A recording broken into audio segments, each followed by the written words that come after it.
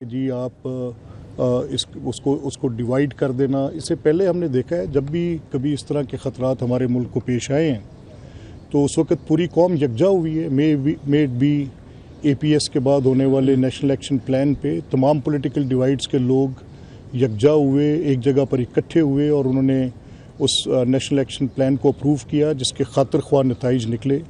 اسی طرح عدالتوں میں ہم جانتے ہیں، میں خود بھی ملٹری کورٹس کا کوئی حامی شخص نہیں ہوں، میں شدید ان کے میرے اپنے تحفظات رہے ہیں، لیکن جب قوموں کی زندگی میں ایسے لمحے آتے ہیں جب آپ سن سیٹ کلازز لگا کر سپریم کورٹ جیسے بڑے جید فاضل جج صاحبان جن کی ساری زندگی اس دشت کی سیاہی میں گزری کہ وہ ان ہیومن رائٹس کو اور ایک ڈیو پروسیس کو وہ باقاعدہ، لیکن ٹیررزم کے اپنے کچھ ایسی اس کی شکل بنتی ہے جس میں نارمل پروسیجرز میں سے ہٹ کے آپ کو بعض اوقات اسے نبرد آزما ہونا پڑتا ہے. تو میں یہ سمجھتا ہوں کہ کل کا جو رد عمل ہے اور وہ پھر اگین اس جگہ پر جس جگہ کو میں بار بار رپیٹ کر کے کہہ رہا ہوں تاکہ لوگوں کے حافظے میں ایک بات جائے کہ ایک ایسی جگہ جہاں پر بجٹ بننا ہے، ایک ایسی جگہ جہاں تقریر ہونی ہے، ایک ایسی جگہ جہاں دلیل دی جانی ہے، ایک ایسی جگہ جہاں قانون بننا ہے، ایک ایسی جگہ جہاں پر بحث کے بعد آپ نے کسی نتیجے پر پہنچنا ہے، ان 25 کروڑ لوگوں کے مسائل کا حل تلاش کرنا ہے، ان کی غربت میں کمی لانے کی بات کرنی ہے، ان کے مسائل کو حل کرنے کی بات کرنی ہے. وہاں پر آپ نے ان کی آسانی کے لیے کچھ جمہوریت کے ثمرات کیسے ان تک پہنچیں گے. تو اگر وہاں پر آپ کا صرف شور شرابہ اور وہ اتنا ڈومیننٹ ہو جائے کہ دہائیوں پر محیط ہو جائے تو پھر مجھے اس بات پہ شک ہے، مجھے اس بات پہ میں سوچنے پر مجبور ہوں کہ اس کی افادیت کم ہوتی جائے گی اور ہوتے ہوتے یہ متروک ہو جائے گی. اور اس میں آپ سب لوگ آج آپ لیونگ ہسٹری ہیں، آج آپ سب اس کے اندر کنٹریبیوٹ کر رہے ہیں. آپ کا جو آج کا رویہ ہے اس کا فیصلہ تاریخ کرے گی. اور یہ میں آج یہاں پر کھڑے ہو کر پچھلے 5 سالے کی اس سے پچھلے 5 سالے کی بات تو کر سکتا ہوں.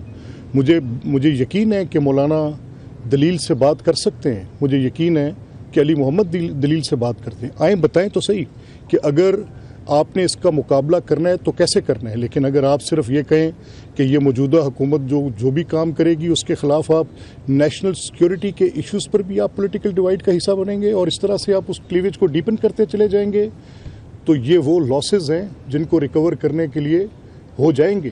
یہ کامیاب ہوگا عزم استحکام. یہ آپ کو اس قوم کی سلامتی اور بقا کا معاملہ ہے، اس پر ہم سب یکجا ہیں. چند شر پسند وہ گروہ جو اپنے ذاتی مفاد کی خاطر اس پہ اس طرح کی ایک صورتحال قائم کرنا چاہتے ہیں. میں پوچھنا چاہتا تھا جب اسد کیسر کل ٹی وی پہ بیٹھے تھے، میں دیکھنا چاہتا تھا کہ وہ کیا کہتے ہیں، بٹ ان کے پاس کہنے کو کچھ بھی نہیں تھا. میں نے اس شور شرابے میں ہوتی تقریر میں سے کچھ سمجھنے کی کوشش کی کہ کیا کہہ رہے ہیں، لیکن مجھے کچھ سمجھنے کو نہیں ملا. آپ کا عزم استحکام آپریشن پر اگر اعتراض ہے، کے پی میں آپ کی گورنمنٹ ہے، وہاں پر مولانا کی جماعت کی ایک بڑی حیثیت ہے. یہ کہنا درست ہے کہ سیاسی جماعتوں کو اس میں اپنا کردار ادا کرنا ہوگا. تو میں صرف تنبیہ کر رہا ہوں، وارن کر رہا ہوں کہ 2 نقصانات اٹھائیں گے ہم. ایک، اگر آپ کا یہی رویہ رہا تو یقین جانیے کہ پاکستان کی سلامتی کو آپ داؤ پر لگا رہے ہوں گے. وہ سیاسی جماعتیں جو اپنے اوپر سیاسی جماعت کا لبادہ اوڑھ کر اپنے ذاتی مفاد کی خاطر کسی نہ کسی طرح سے اس طرح کا معاملہ اٹھا کے چلتے ہیں. تو میری صرف اتنی درخواست ہے کہ کم از کم اس سے پہلے تو ہم نے دیکھا کہ ایک قصہ پارینہ ہوا کہ کبھی کسی وزیر خزانہ نے بجٹ کی تقریر پڑھی ہوگی، شاید کبھی، مجھے تو نہیں یاد، میرے حافظے میں تو نہیں ہے. کم از کم 20-25 سال سے تو میں دیکھ رہا ہوں کہ وزیر خزانہ کھڑا ہوتا ہے اور ساتھ ہی کاپیاں پھٹنی شروع ہو جاتی ہیں، ساتھ ہی ان کو پھاڑ کر. میں خود اس جرم کا شریک رہا ہوں. میں اس بات پر کہ اپوزیشن سنے بغیر شور مچائے اس کا حصہ رہا ہوں. تو میں بہت زیادہ کسی کو اس پہ کچھ کہہ نہیں سکتا، لیکن there has to be a stop to it. اگر ہم نہیں روکیں گے تو یہ پرشکو عمارتیں بنانے سے کیا ہوگا؟ یہ بڑی بڑی پارلیمنٹس کیا دیں گی ان بلڈنگوں کو؟ یہ گارے سیمنٹ کی عمارتیں، بڑی پرشکو عمارتیں، سب سے بڑی اگر میں نے دیکھنی ہے تو مجھے وہ گنبد ایک رہنمائی دیتا ہے، ہرے رنگ کا گنبد مدینہ منورہ میں. میں کوئی ریاست مدینہ کی وہ بات نہیں، ایک چھوٹی سی جگہ سے بھی وہاں پہ اصحاب صفا بیٹھ کے پوری دنیا میں کی روشنی پھیلا سکتے ہیں. بات بدل سکتی ہے، دنیا کا نظام بدل سکتا ہے، کہانی بدل سکتی ہے. لیکن جس طرح سے آپ کر رہے ہیں اس شور شرابے سے تو نہیں ہوگا۔ اچھا ملک صاحب یہ بتائیے گا، ایک تو جس طرح سے 2013 کے بعد مسلم لیگ نون کی حکومت آئی اور دھرنوں کا سلسلہ شروع ہوا، اب پھر مسلم لیگ نون کی حکومت ہے اور مولانا فضل الرحمان جو ہے انہوں نے اجلاس بھی طلب کر لیا ہے اور وہ احتجاج یا دھرنے کی کال دے سکتے ہیں، تو آپ اس سارے سنیریو میں کس طرح سے جو ہے ان حالات سے نپٹیں گے؟ دیکھیں، میں دھرنوں کی سیاست کا بنیادی طور پہ ایک ناقد رہا ہوں، میری آواز نکار خانے میں ایک طوطی کے مترادف ہے، لیکن پھر بھی میں ان کے مخالف ہوں۔ یہ دھرنے کوئی کیا نتائج ان دھرنوں نے دیے ہیں سوائے عدم استحکام کے؟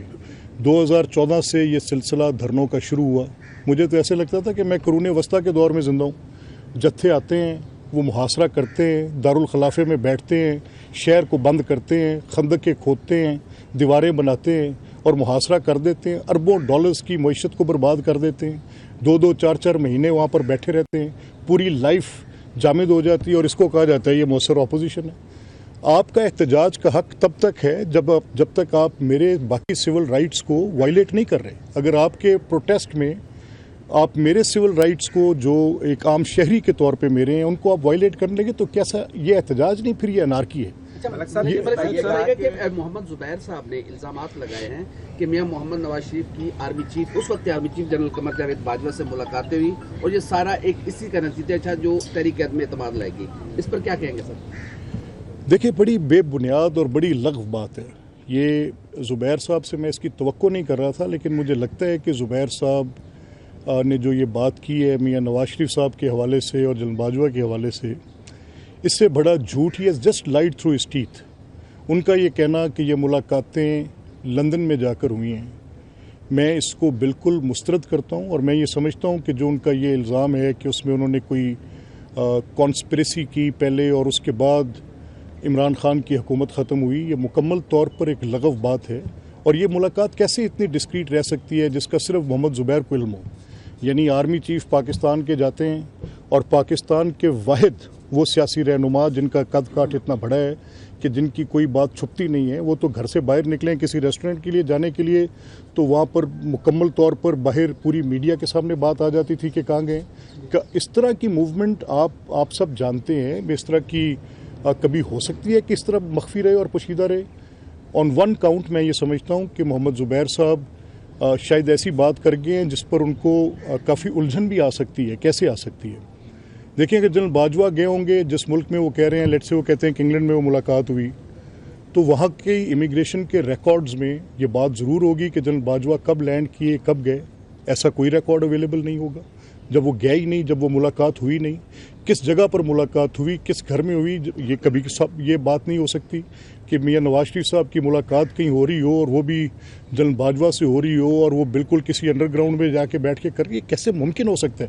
یہ بالکل بے بنیاد ان کی بات ہے۔ بلا انہوں نے، میں سمجھتا ہوں کہ دونوں فریقین دے ریزرو دا رائٹ ٹو، اس پہ ان کے خلاف ان کو لیگل ایکشن انیشیٹ کرنے کا حق حاصل ہوگا۔ یہ بالکل کہ ایک حکومت کو ایک کانسٹیٹیوشنل طریقے سے ہٹایا گیا، اس پر یہ الزام لگائیں کہ اس کی کانسپریسی ہوئی اور اس میں ایک آرمی چیف ملوث تھے، اس میں پاکستان کے 3 ٹائم ایکس پرائم منسٹر۔ اور میں آپ کو بالکل واضح 2 ٹوک یہ بتا سکتا ہوں کہ جنرل باجوہ کی میاں نواز شریف صاحب سے قطعی طور پر کوئی میل ملاقات تو کیا بات چیت بھی نہیں ہوئی۔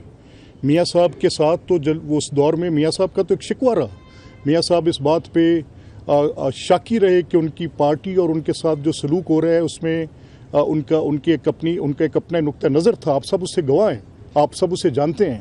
اور جائے یہ کہنا محمد زبیر صاحب کی طرف سے، میں سمجھتا ہوں کہ محمد زبیر صاحب نے بالکل بے بنیاد بات کی ہے اور اس کے لیگل کانسیکوینسز ہو سکتے ہیں۔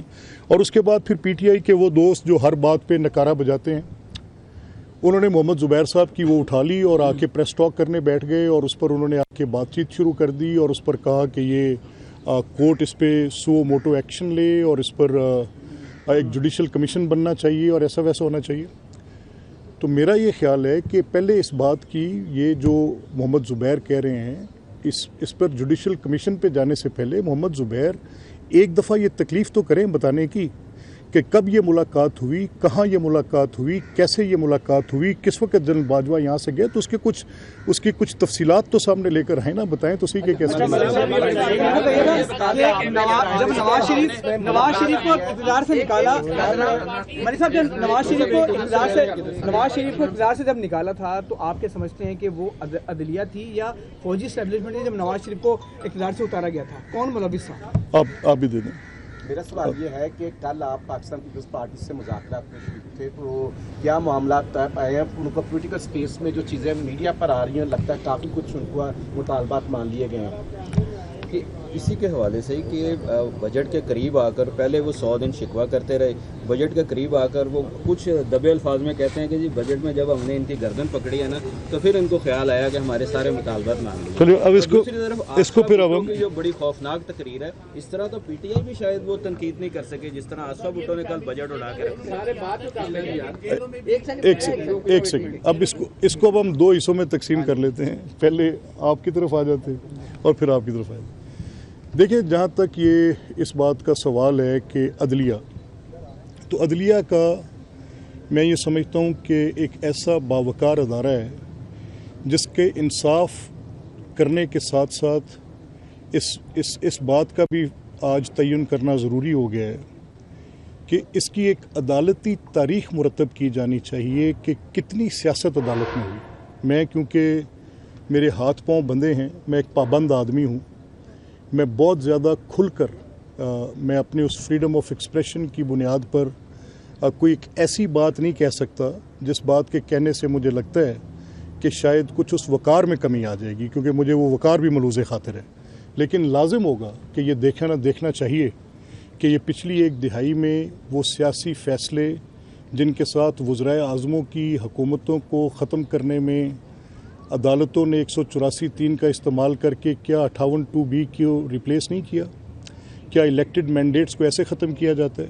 کیا وہ فیصلے جب سزائیں دی جاتی رہی ان وزرائے اعظم کو جن کو بعد میں ریوزٹ کیا گیا, ان جج صاحبان کو وہ جو فیصلے کر کے جاتے رہے, کیا کبھی کوئی ایسا عمل ہو سکتا ہے؟ کیا جوڈیشل اسکروٹنی میں اس سپریم جوڈیشل کونسل کے پاس کیا کوئی ایسا اختیار ہوگا کبھی کہ جس میں وہ دیکھے کہ پولیٹیکلی موٹیویٹڈ یا وہ جو آج صاحبان کہہ رہے ہیں اور شور مچا رہے ہیں کہ ہمارے اوپر اداروں کا بوجھ ہے, ہمارے اوپر فلاں کا بوجھ ہے, ہمارے اوپر ABCZXY کا بوجھ ہے, تو جب وہ بوجھ ان پر تھا تو اس وقت وہ ان کے مفادات کا تحفظ دے رہا تھا بوجھ, تو تب نہیں بولنا.